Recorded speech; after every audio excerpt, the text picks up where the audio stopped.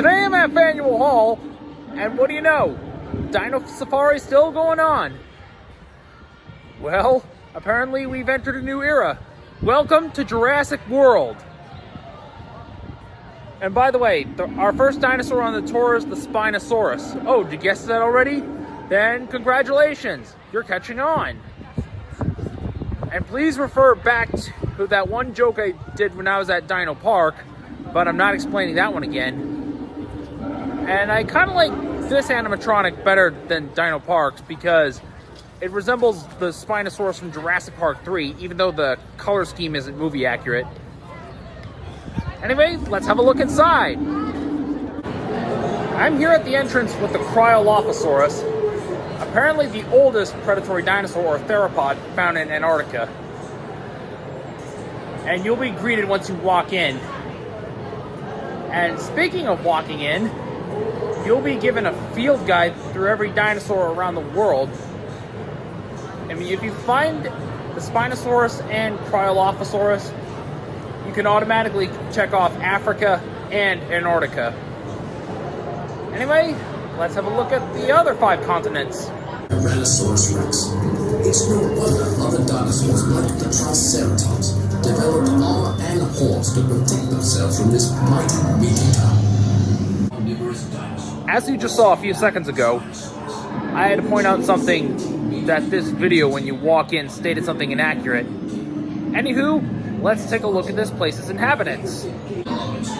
Our first destination is South America, and here we have a Herrerasaurus, one of the earliest dinosaurs that ever lived. They are light boned, fast, and beautifully adapted for killing.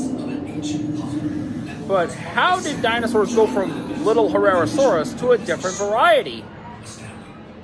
That's a story as we go along. And here we have Carnotaurus, a member of the Abelisaur family, and easily one of the most prominent due to its distinctive brow horns. If you thought the regular bull was bad enough, then this guy takes it to a whole new level. So mess with this guy, you get its horns. Okay, that's 3 continents down, 4 to go. Oh, and as far as the scavenger hunt goes, you'll find the first 3 things when you walk in, and those are horns, sharp teeth, and ferns. The ferns are easily hard to miss, especially as the sharp teeth. But if you miss the horns on the Carnotaurus, that's okay. You can get to it when you reach North America. Anywho, let's move on to the next destination. I'm here in Europe right now, and next to me is a dinosaur called Iguanodon. And it happened to be one of Europe's thoroughly studied dinosaurs, because that sharp edge was thought to be a nose horn, but it was a thumb spike on its multi-purpose hand. Funny, but it's true. You may think I'm actually bird watching, but I'm not, because next to me is an Archaeopteryx, and surprisingly the first bird to ever evolve. And speaking of birds, that leads me to another part of the scavenger hunt. Okay, so we got 4 continents down. And let's see, for the scavenger hunt, when you walk in here, you're supposed to find a thumb spike and feathers. Should be hard to miss on the Iguanodon and the Archaeopteryx, so looks like you're all set to find any objects in here. But there are still more dinosaurs I need to cover, well, in Europe. Then we can move on. And here we have a Neovenator, one of Europe's very own Carcharodontosaurids. Well, apparently the only member of that genus I've encountered as an animatronic. And they specialize in hunting Iguanodon, just like how okapis are to leopards. And next to it is one of its sauropods, Europasaurus. And just for a size comparison, let's have a look across the street, shall we? If you thought elephant bones were big, then take a look at that sauropod thigh bone. What could I say? I always have a way of going big. So now let's have a look in Antarctica. And don't worry, it's already checked off because of the Cryolophosaurus. So let's have a look as we go further in. I didn't find the exact species name for this animatronic. The closest I could find is either Fostoria or Muttaburrasaurus. It's simply passed on as a hadrosaur. If anyone can find the exact species close to this, please put it in the comments below. For those who've been paying attention to the last few seconds, you're supposed to find a palm tree for the scavenger hunt.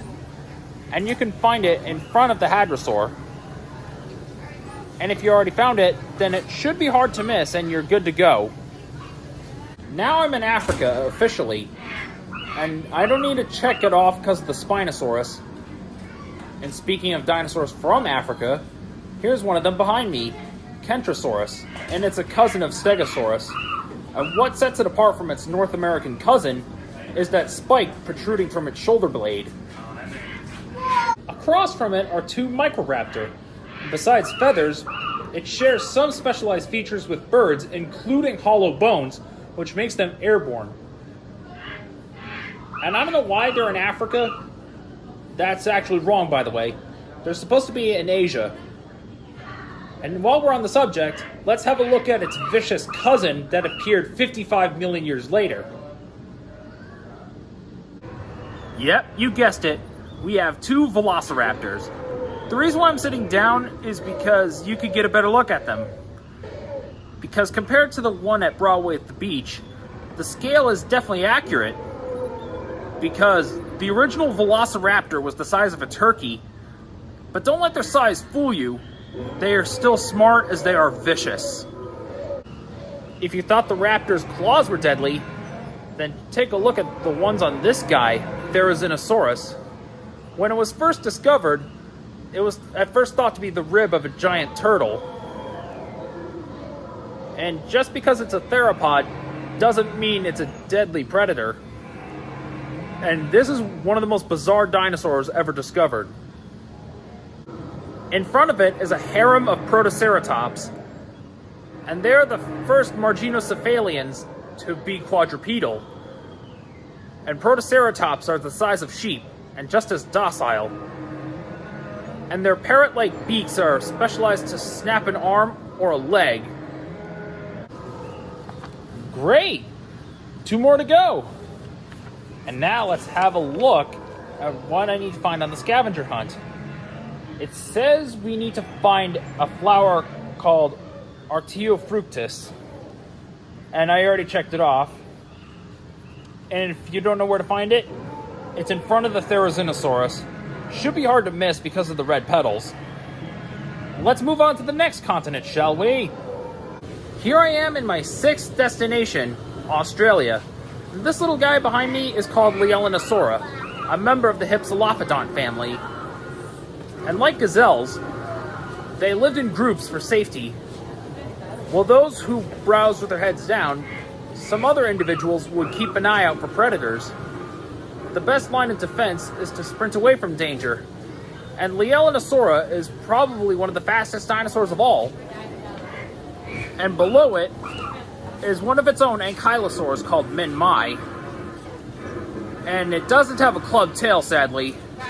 And just because you have armor doesn't mean you're completely safe.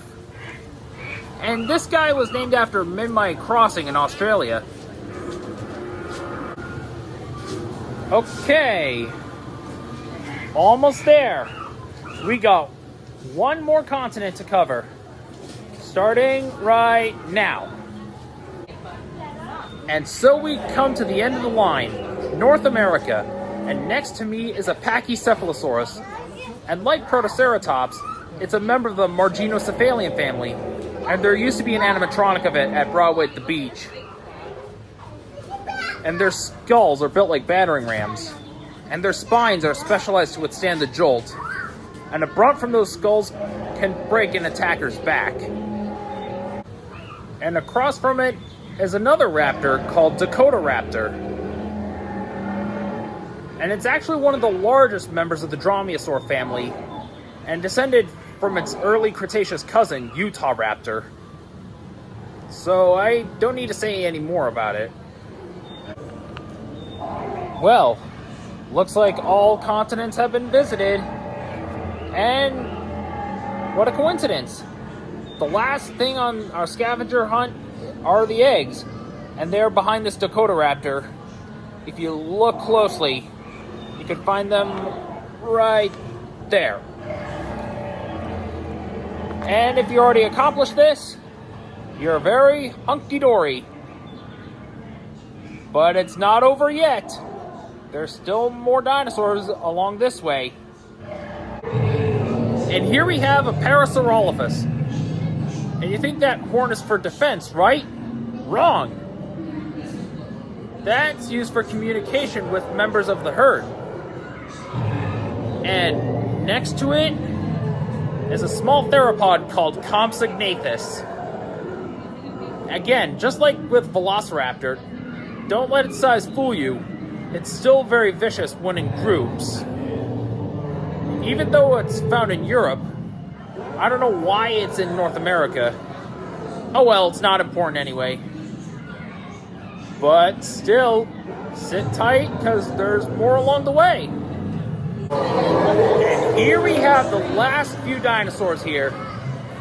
And we have large ceratopsians this time. Of course, the guy behind me is a Triceratops, but the one in the far back, it doesn't say what species it is, but it's actually a Centrosaurus. I wouldn't call it monoclonius, because there's been slight confusion between the fossils. I don't know if it's a valid genus anymore. And you're probably wondering who I'm saving for last. Let's have a look across the street. Oh yes, the Tyrant Lizard King, Tyrannosaurus Rex.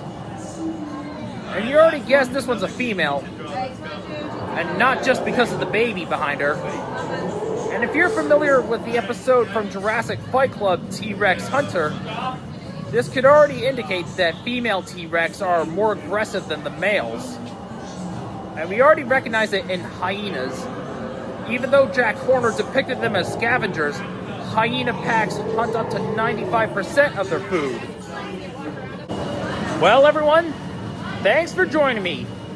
Make sure you have all your parts and belongings, and make sure to come back and see me real soon. Until then, signing off.